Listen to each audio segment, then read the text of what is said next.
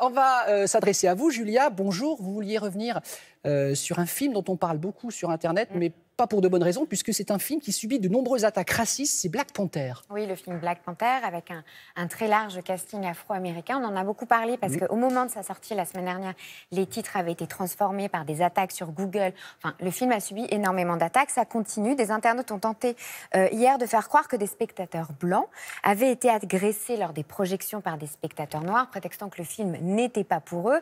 Alors évidemment, ils argumentent leurs propos par des photos d'agressions sanguinolentes que je vais vous épargner évidemment. Et en fait, quand on regarde un petit peu, on se rend compte que ces photos, elles viennent d'une banque d'images, qu'elles ont été truquées, trafiquées. Ce qui est positif dans tout ça, Damien, eh bien, c'est que ces attaques, ces fausses attaques, eh bien, elles ont été parodiées et beaucoup plus parodiées que ce qu'elles avaient généré au départ. Donc ridiculisées, quoi, c'est ça. Donc ridiculisées.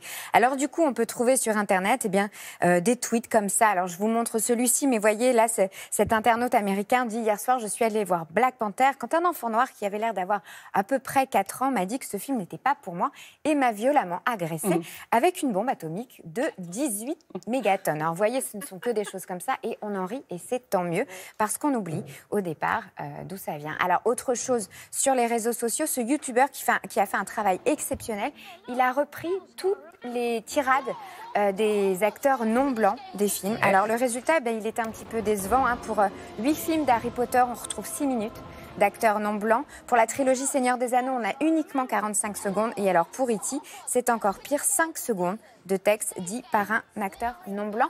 On espère que ça va progresser. Bien sûr. Merci beaucoup, Julia.